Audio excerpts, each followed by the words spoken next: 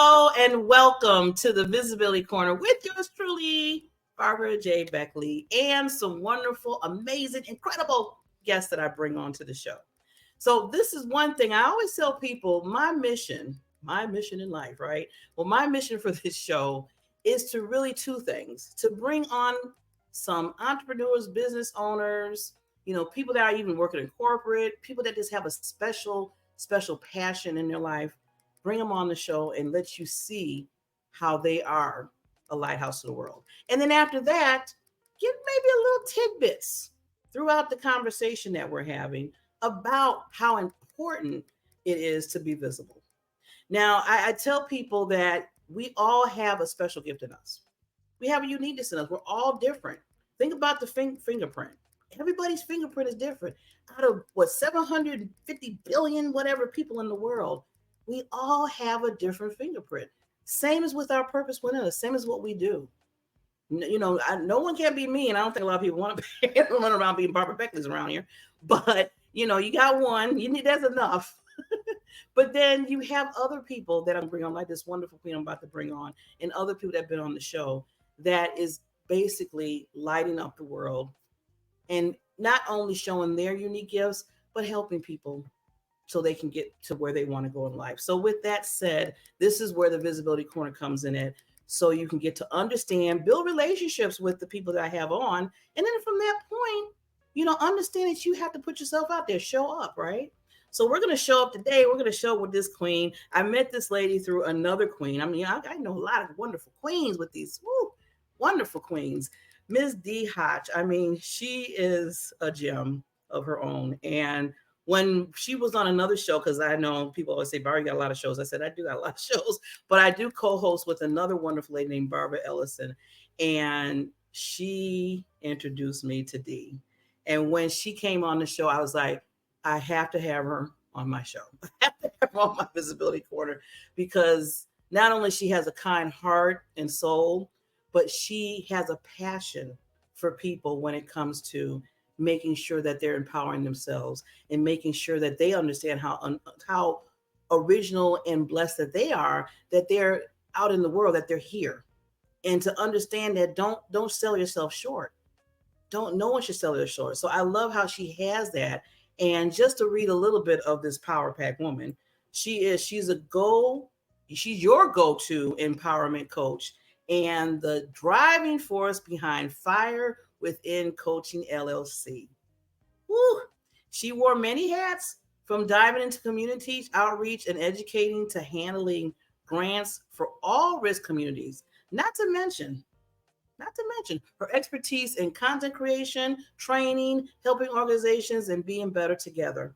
Her academic toolkit includes mastering in executive leadership, an associate coaching certificate, and a mix of humanity, psychology, and business studies. Okay, and the list goes on.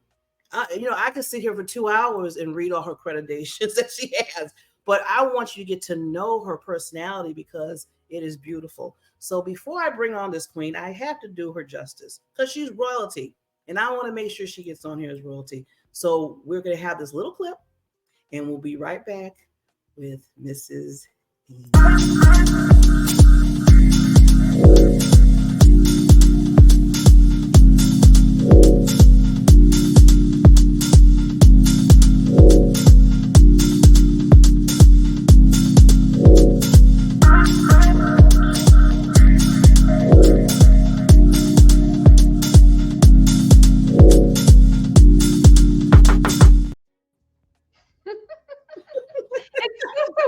Seeing my face like on the video.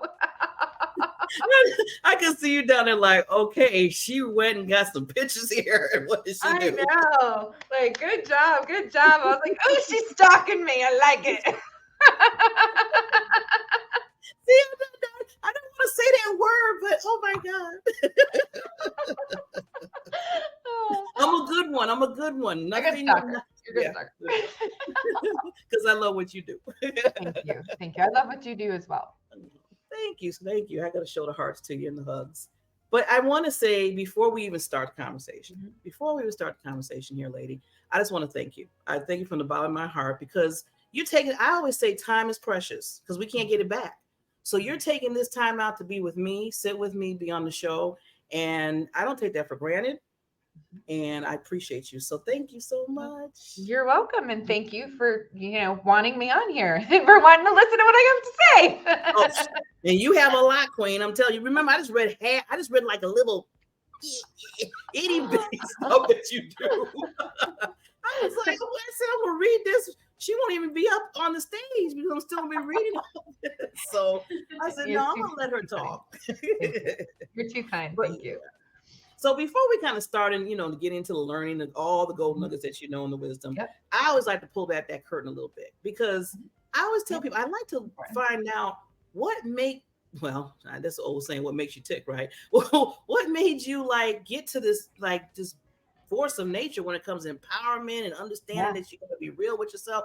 Because I know for myself, 14 years ago, I was in nothing near where I am now. So I want to see where this light that you have in you, where did it come from? Well, thank you. I appreciate that. I feel like when you get to a point where I'm at now, it's because you're able to look back at your past and forgive yourself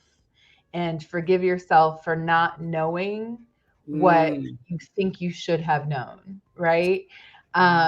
So I really try to honor my past and really say, you know what, I like who I am now, but I didn't always like who I was. And I didn't realize that it was coming from a place of when you're in an environment, whether that's your environment at home, whether it's your environment at work, or when you're in an environment that doesn't serve you and who you want to be, you become who you need to be to survive that environment. So one thing that I have noticed is I had to get myself happy first. I had to do the work. I had to actually go and look at all the nasty parts of myself that I didn't want to look at, right? So my parents are Italian immigrants. They moved to this country and really, they worked their butt off. They became entrepreneurs. My dad owns a pizzeria. My mom still to this day owns a tailoring shop.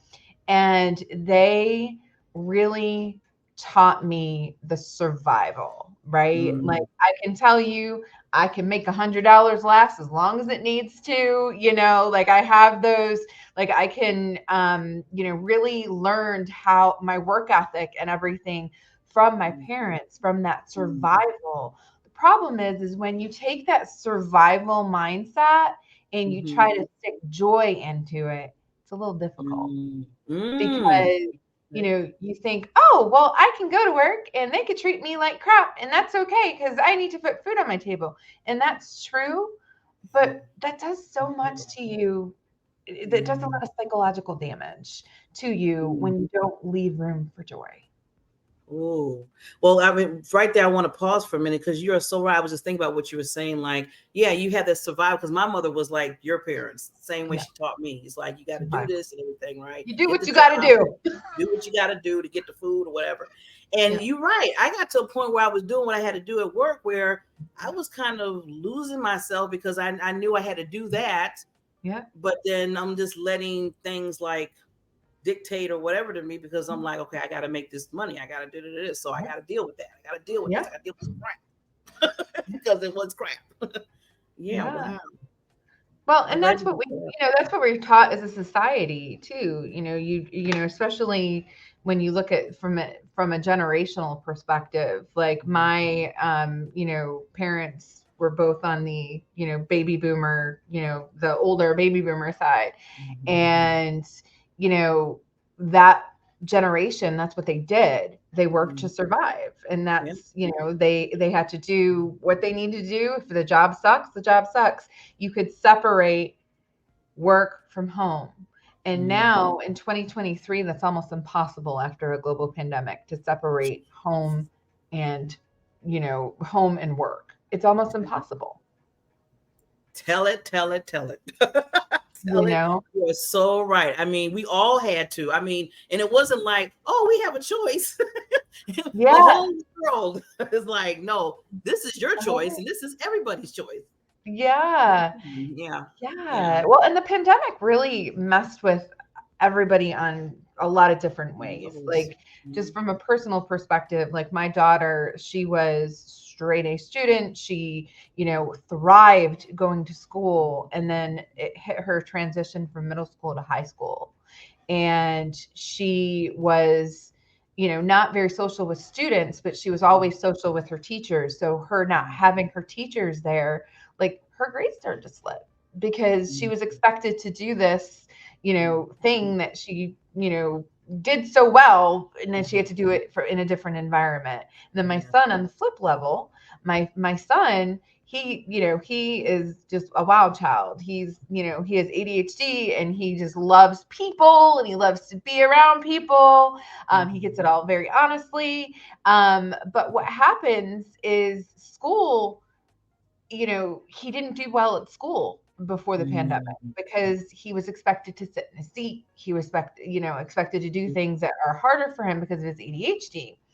Well, the COVID hit, and he was like, I got this. Like, I'm going to do all my work 6:00 in the morning, so then I could spend the whole day doing whatever I want.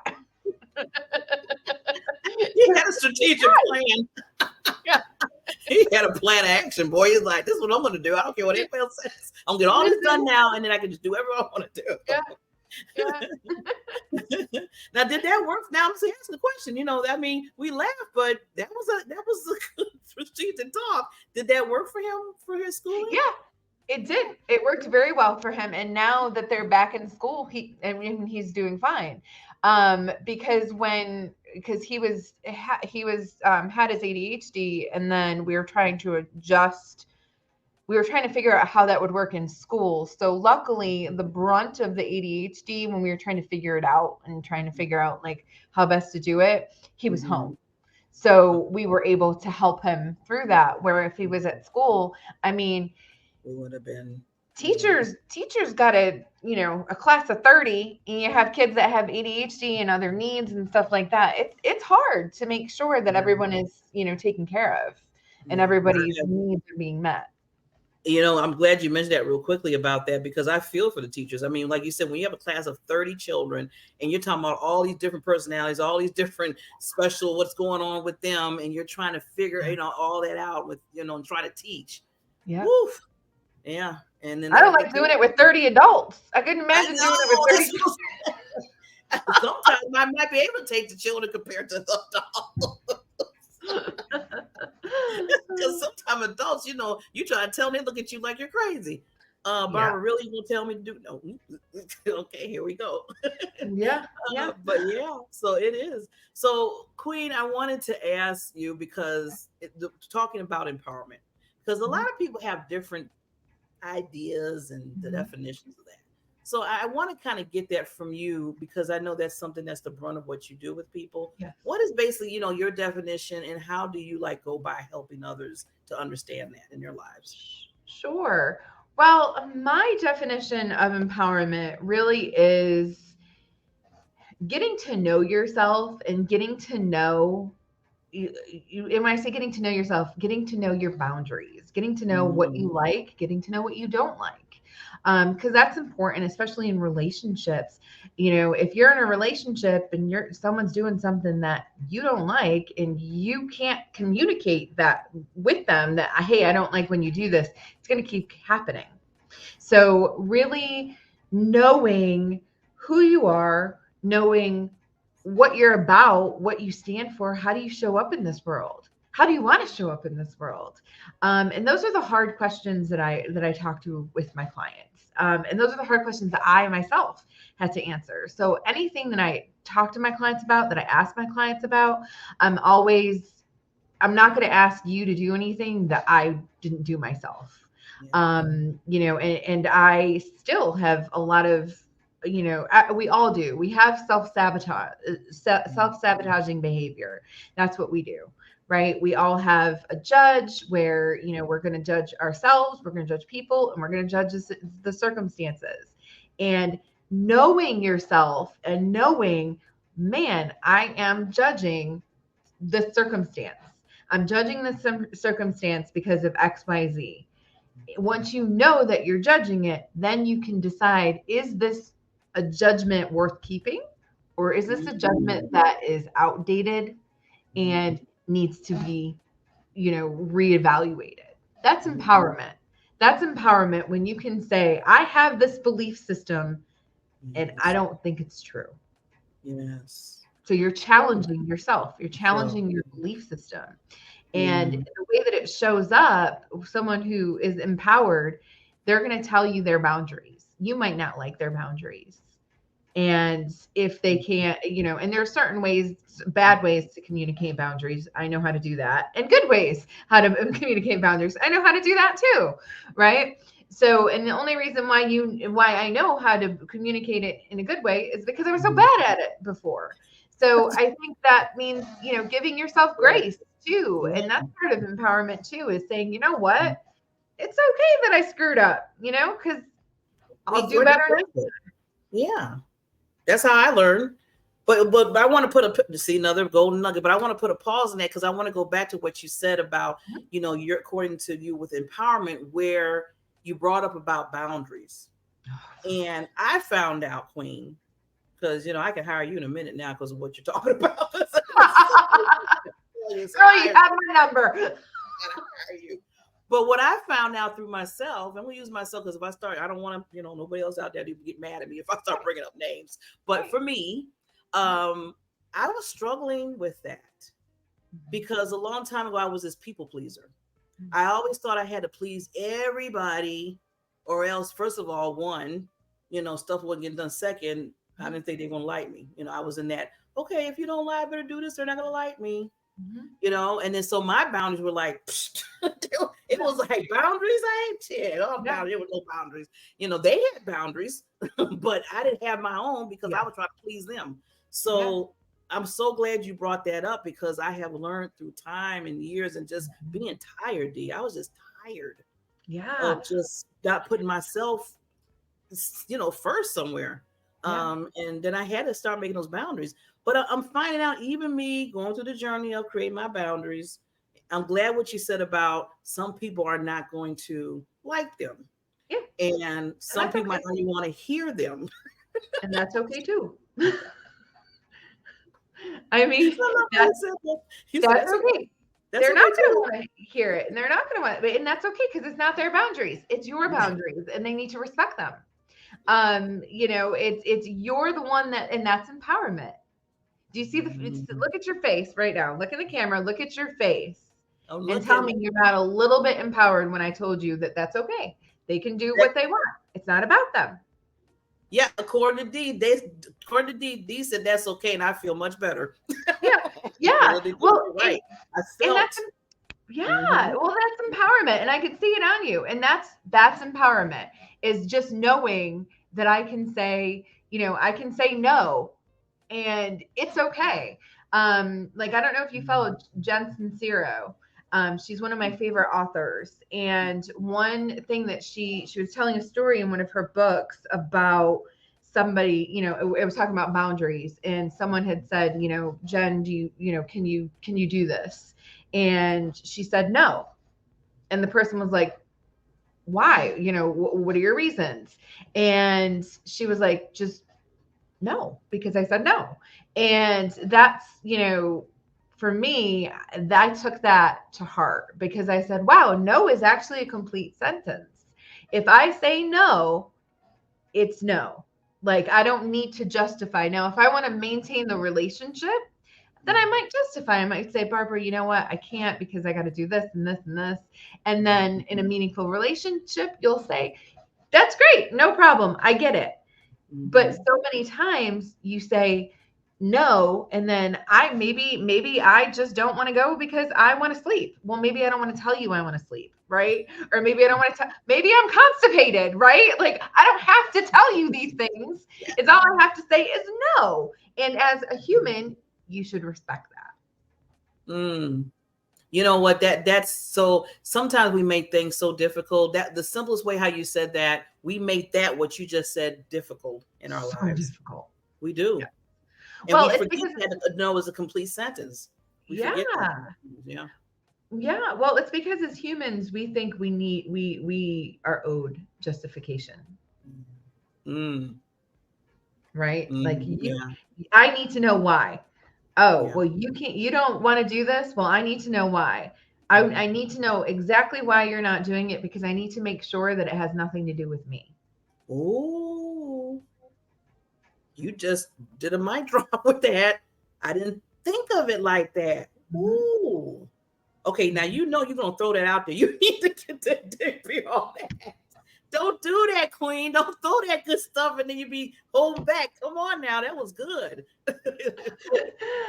I mean, and it's honestly, I mean, that's what we do as humans. We're always judging each other and judging the circumstances and judging ourselves. And we do it because we already have this negativity, right? Mm, So if we look at each other, and this is all positive intelligence stuff, this isn't just from me. This is stuff that, that Shazar teaches in positive intelligence. So look at someone as they're a 5-year-old okay. and don't treat them like they're a 5-year-old. But when you don't understand somebody, look at them as they're 5 years old and think about what they might have gone through to Mm, get to where they are, to where they're not that, sweet little 5-year-old anymore. mm, And think about yourself at 5 years old and what maybe you've been through to become here. And then recognize that maybe the other person deserves empathy and not your judgment. mm, And, right. so if I say no to something, believe me, I have a reason and you don't need to know the reason.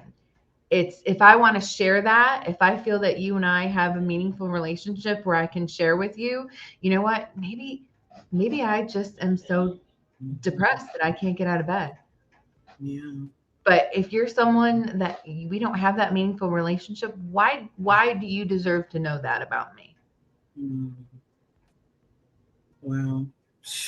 I had to get quiet on that because that is really Mhm. good. I mean, I Yeah. never thought of it like that, and you're right. I always go back to okay, everybody wants to hear. Everybody wants okay the why. Well, Yeah. why? Why is it? And I love how you said think about. See, this is where we got to take the time to have the Mhm. empathy. You said, and a lot of times people don't have that time. They Mhm. could take the time, but sometimes they don't want to take that time. They just want to know Well, why. yeah. They don't care about what happened in the past. They don't care whatever. They say that it's all about them and they want to know why. Yeah. A lot of times it is. And that's why the conversations that I have now that I'm in the space that I'm in now are very different than the conversations that I had before I did the work. And the difference is that now they're meaningful conversations. We're not gossiping about people. We're not talking about, the latest trend. No, we're talking about real feelings, real stuff like this. And what it does is it opens up communication. It opens up vulnerability and it opens up a safe space. Yes. And that's where authenticity comes in. And that's where, and then goes to empowerment. And see, this is something that I'm saying right now. I'm going to say to the audience and you too, Queen, that this is what's needed in the world right now. Yes. This is what's needed. I always tell people the key is love and communication right now. This is what we need. 100%. If we don't 100%. have that communication, don't understand each other and get to understand each other and do more of the listening instead of this. Yep. Well, that's where the empathy comes into play. Is we really just have to have empathy for one another and recognize that you did not walk the same steps that I did to get here, and I did not walk the same steps that you get here. But that doesn't mean that my steps were harder than yours or easier than yours or whatever. It's just different. And you cannot compare my steps to yours because there's so many other reasons that may have been barriers for you that maybe weren't barriers for me, and vice versa. So I think when we look at each other as, you know what, this person is here for a reason. Yes. This person has something to give the world, something to add to the world. They might not know what it is, And as humans, I feel like it's our duty to help other people figure out what that is. At least that's me. That's who I am and how I show up and want to show up in the world. That wasn't always the case, but this is who I am now. Yeah. I mean, through, like you said, the journey that you've been through. And, I was smiling real hard. You almost got me teary eyed. You almost got me teary eyed because when people start bringing that about, you're important and you're in the world for a reason, that really clutches to my heart because that's what I always talk about. I want every person to understand how important they are. And nowadays, everybody's tearing people down and, every little thing, and people getting upset about every little thing. It's like you can sit there and go right, and they're like, "Why didn't you go left?" I mean, it's just that's how crazy things are.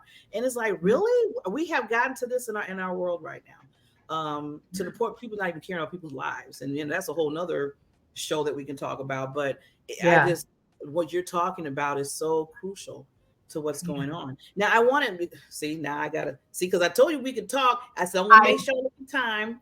I just looked at the time. I was like, "Ooh, she was right." I told you. Because I'm sitting there like, okay, I got like 5-10 other things I want, but okay, let me pick out 2. You got it. So okay, Queen. So one thing you did talk a little bit about this. But I know this is what you was wanting to talk a little bit about more is making meaningful connections with people who appreciate your authentic self. Yeah. Can you just dab a little bit into that? Because that is something that's really good what you said about that. So for me, it's an environmental thing because, it kind of goes back to, have you ever heard your mom say when you were younger, like, you are who you hang out with? Exactly. My mom used to say it all the time. You are who you hang out with.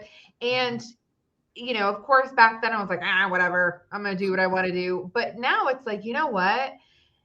It's true because people give off energy. And that's why I said, my conversations now are very different than my conversations before because I choose to be around people like yourself who's giving me that positive energy. There's a positive energy exchange. Yeah, like that. Yep, positive energy exchange. So I noticed before I would gravitate towards the people that didn't match my energy because I, really thought that's what I was supposed to do, right? Is just, this person fits. It's going to work. But just because it seems like they fit doesn't mean they fit, right? Because like a lot of people that I'd hang out with, would have a lot of negative energy, right? Or not hang out with, but associate with, would have a lot of negative energy. And instead of me bouncing off and reflecting off of that, like I do now, I would absorb it. And then it would eat me alive. And I became very negative for a very long time. Yeah. So by hanging out, I keep saying hanging out, but by associating myself, you want to go hang out, Barbara? But by associating, hanging out with Dee. Yeah, all right, cool. But by associating with people that do that energy exchange, I'm able to always end up on a high note because I'm not. Are you refilling your cup, right? Because I pour into people's cup, but I'm continuously having mine poured into. But it's you have to. You have to. Yeah. You have to. And it's because of the people that I choose to have in my life. Like I had said earlier that I'm, was hanging out with my neighbors. We were, at the pool and stuff like that. And then of course my husband and my kids and stuff, like we have a very solid, positive boundary bubble. And that's because it goes right into boundaries, because if you're going to tolerate people that are just sucking the energy, I know you know an energy sucker, right? Sucking all of the energy out. Like that's someone that you probably don't want to associate with until you have your energy centered correctly in your own body, because that's what they do, right? They suck the energy. So you have to have those boundaries up, and you have to make sure, or else you're going to your energy is going to get in the mix. So it's all about maintaining that positive energy cycle, rather than that negative trauma cycle. Yes. Ooh. See, okay, I know. Okay, I understand. Please, Queen, just a little bit more time. You take what you want, girl. I'm here. The question. See, you got me. You got me. I'm telling you, you got me. Look here. I love it. Well, it lights I, me up that you're excited about it. It lights me up because I love talking about this stuff. So, and like I said, your energy is so powerful to me, and that's why I'm always drawn. I'm like, yeah, I got more to say. I want thank more you. to say. But one thing I want to ask you, because one thing I've noticed, see, I know I'm probably going to send me a bill after this because I think this is about me most of the time. But you just ask what you got. I feel like I said, maybe I need to start. You need to start charging me now because I'm at top of me. But yeah, one thing, Queen, that I noticed, and with myself and others, where you can have a person in your life, like you said, that energy, the positive or the negative. Yeah. So you have a person you're in partnership with somebody, right? Right. And they are like brilliant at what they do in their lane, and then you're brilliant in your lane. You come together and you kind of just from each other, you build things, you try to build things together.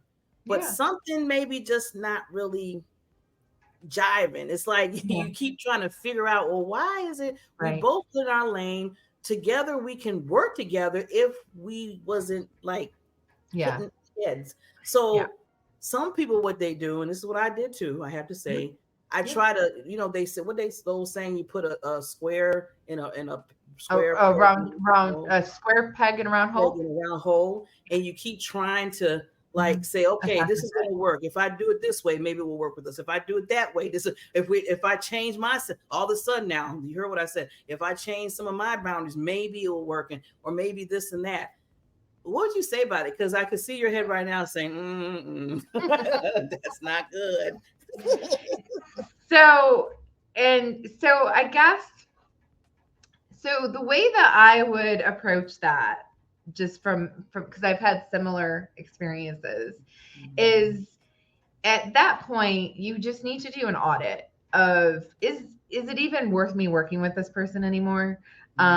Is this person's great, like they have their zone of genius and I have my zone of genius, but do we have to work together in order to move forward?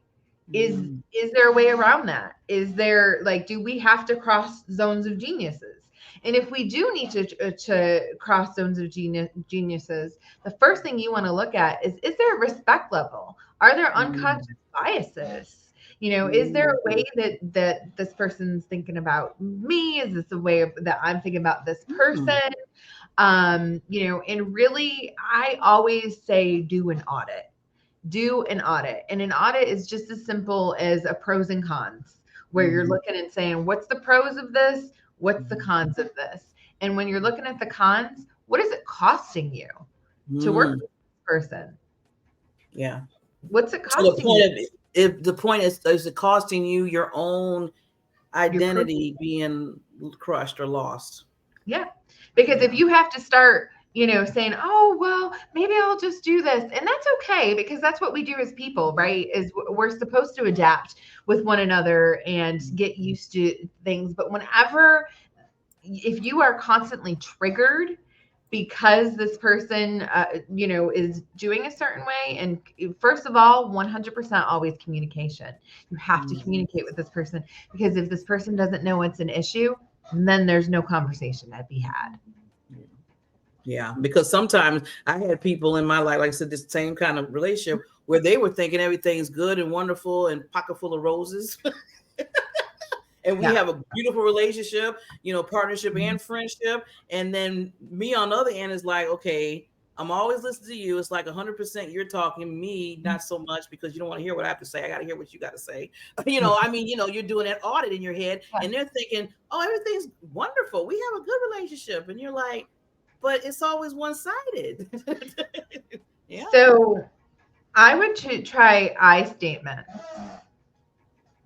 So I feel, all right, so let's do this. Barbara. I'm ready. All right. Yeah, we're just gonna do a little role play real quick. So Barbara, when you invite me to the thing, I'm just coming up with this crap. All right. So when you invite me to your podcast and I don't have all the information, it makes me feel very sad. And it makes me feel sad because I don't know if I can be the best guest I can for you. So now let me ask you, did you feel attacked during that? No. No. No, it was more informative to me, saying, oh, well, let me make sure you get the information so we can make you shine the this way you can shine. Yeah. And that's because you have an open mind. So you have an open mind, right? So now if you were someone who were offensive and said, wow, like, I can't believe that you would say that to me. Well, and that's fine if that's the way that they're going to talk. But your response would then be, I've made my feelings known. And that's and that's it. That's all you can do. If you want to work on this, I'm here. We can work on it in a healthy dialogue. But we're not going to scream. We're not going to yell. We're not going to call names. We're not going to be disrespectful for one another. We're going to have an honest adult conversation about our feelings. And we're not going to be accusatory, because it can't be, Barbara, when you do that, I feel sad. Okay, that's a difference. See, that's a different whole. See, even when you said it like that, I even was like, because your defense mechanism comes up real quick in your mind. There it is. There it is. And that's what it is pretty much rewiring our brain to not get offended, right? So rewiring our brain to goes to the negative saboteurs and the negative, like, let me self-destruct everything to protect you. Instead of going that way, it's going to go the positive way, and it's going to go into the sage and just the quiet discernment, where it's like, you know what, there's opportunity for improvement. It's everybody, I'm not better than someone's not better than me. We all, and really bringing that empathy into it as well. Yeah. Does that help? I hope to help me and the audience out there. Even though I was. Did it help you, audience? We said, oh yeah, the audience. We forgot about them. No, we have an audience. Well, thank you. And like I said, I might have to be billed later. But yes. I know other people deal with it besides me. I'm just going to put it out there. Everybody does. Honestly, and it's one thing that I try to tell my clients, because they'll be like, well, what is wrong with me? Well, nothing's wrong with you. You're human. I mean, that's you're human. I mean, we all have flaws, and we're put on this earth, and then nobody gives us an instruction manual. No one says this is how you're supposed to live. No, it's we have our childhood. Most childhoods are traumatic because most parents don't know what they're doing, because there's no guide to be a parent, right? So then there's we make it through our teenage years. We still think we know everything. And then we start, in our 20s and our 30s, we start to realize we don't know shit. Sorry, I probably can't swear. We don't know anything. My bad. Sorry. Well, even though you said the word, it was correct. What you're saying, we didn't know. It's like, I mean, there was. I mean, you basically took us through our livelihood in the direction like most of us went through. You're right. It's like you're younger, and then like you said, your parents. Let's to bring that up because you were so true. The parents don't have the manual because they're getting the manual from their parents. Yeah, and who don't have a manual? Maybe doing something, whatever they were trying to do from their parents. So now all this is going down to the next thing. Exactly. So like, stop the madness. Yeah, well, and that's why we talk about the cycle, like the traumatic cycle of just generational trauma, because we don't stop it, and it takes a lot to stop it, because essentially you're looking at your belief system and you're saying, this was wrong. And it's not that it was wrong. It just doesn't serve you anymore. That's good. That's a good way to put it. Yeah. Because when you say that was wrong, it's like, You know, people will say, well, that was wrong. You know, people automatically, that defense thing comes back up. But if you say, well, that just doesn't serve me anymore. I don't Yeah, like how it you just put it doesn't that serve. way, but Yeah, I do that one and it just let it go. I do just if it doesn't serve you, if you have like like negativity, for example, like we're all going to be negative. Like it just happens. You just have to work hard to make it so it's not the case.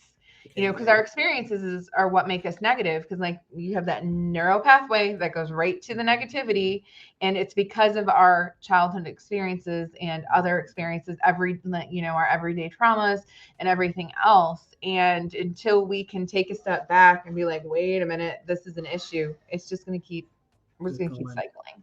Yeah. Yeah.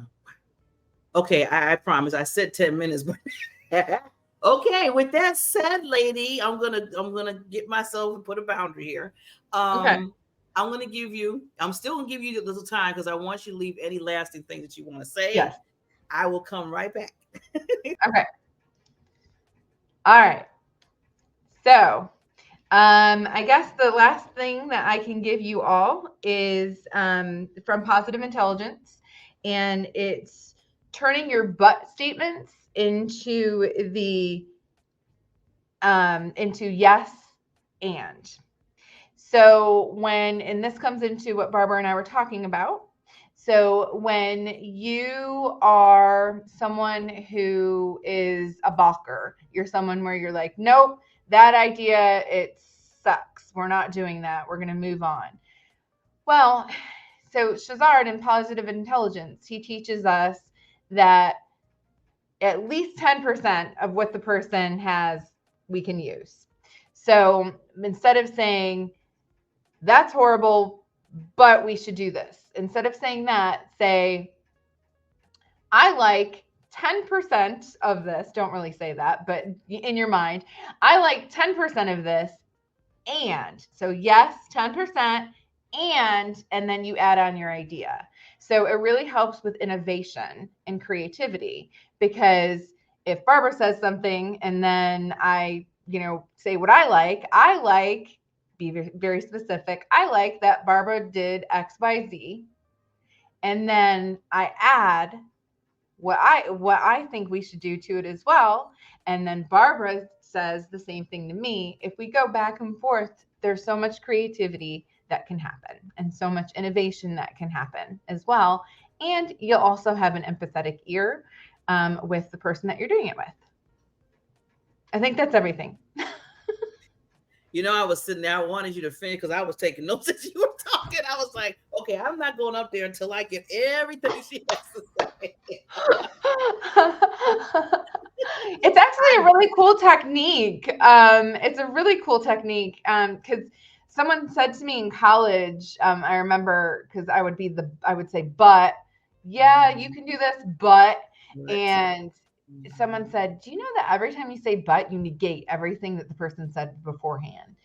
And I was like, that kind of like, talk about negativity. Yeah, you're right. That's essentially what you're saying. So I try to keep but out of my vocabulary when I'm having one-on-one conversations. It's very difficult though, because because you're so used to because I'm used to saying that, the but.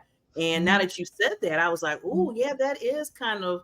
Try yes and instead of but. Yes and. And then you respecting what they said. Plus, you also adding what you want to kind of throw in there at the same time. Yeah. Yeah. And what it does is it also forces, well, I don't want to say force, but it encourages you to listen to the other person, because you have to figure out the 10%, right? You have to figure out what they're right at. So instead of saying you're wrong at everything, let's pick out what you're right at. Right. So you have to listen to them, so then you can add on it. And then it takes away from the just listening to respond, because you're listening because you actually have to think about it as well. Yeah. And that's where the communication goes, where you're doing more of the listening than the actual talking, or thinking about what you want to say as they're saying what they're saying. Yeah. Yeah. And that happens a lot. I used to do that too. I had to put my hands up. Same. Yeah. Same. I did. And so everybody said, well, did you hear what I just said? No, because I was trying to think about what I was going to say while you were talking. Yeah. Yeah, I mean, and I still catch myself doing that. I mean, I am not perfect, and I still No. make all these things that I say. I still make mistakes every day, and it's okay because I'm human, and we're supposed to make mistakes. Yeah. But long as you're still aware of it, like you said, Queen, and working on it. I'll tell anybody if you're working on something, I give you so much love with that. But Yeah, if you just stand there saying to yourself, nope, nope, nope, and again, Barbara, no, then now we yeah, got a it's a whole little other different. situation. Yeah, It's a little bit different. But if you're but I'll saying, be like, let me call D. yeah, yeah, let me call Queen D because you're not listening. You're saying no, no, no, and I'm putting my boundary up. There you go. I love Oh, it. this has been such an awesome interview. I truly appreciate you, lady. Oh, I'm so Thank happy. you again. You're family now. You're Oh, family. Yes. You I are love always it. welcome here. You're always welcome to the Visibility I Corner. love it. I love Yes. it. Well, and you're gonna come on my show too, right? Did you sign the stuff? I might need to send. Do I need to send it to you again? I'll Yes, send it. please do. I was like, oh. Yes, Yeah. and okay. Yes, and please. I'm trying to practice. I love it. I love it. I love it. You got to put it into practice quick. Yes. Yeah, We'll do real some quick. role play. Yes. But ladies, so thank you so much again. Everybody, please, the audience. Sometimes we were talking like we weren't even on the show anymore. I was like, we're just talking. Hey, Um, audience. I said, "Oh yeah, how you doing? I love you." But please reach out to the Queen D here. Her Please. information is below. And if you want to be empowered, if you want to learn how to be empowered, if you just want to have that positive energy that you see Dee brings out in people, please reach out to her because she is a gift to the world. You truly a gift to the world, Dee. So I just want to let you know Thank that. you. Well, I Oh, appreciate that. And I'd also like to just give a little offer to your viewers. So, anyone that's listening to this right now, if you go to anywhere, honestly, like the Alignable that's on here or LinkedIn, or if you make an appointment, if you message me and say that you heard me on with Barbara Beckley, I will give you a discount for services. ooh, see, don't pass up the discounts. There you go. I love a discount. Yeah, me too. I don't have no problem with discounts. I love a BOGO. Those are my favorite. I love a BOGO. Yeah, I do too. Oh boy. So with that, everybody will see you at the next Visibility Corner show. If you want to be a part of this show and just come on, share your love of passion, what you do in your life, and make sure that visibility is the key because people need to see your gifts, not just to see who you are. That's one thing, but you could help so many other people that need in the world, just like how Queen D does about empowerment. So with that said, see you next time. Thank you, Queen D. Bye. Thank you so much, Barbara.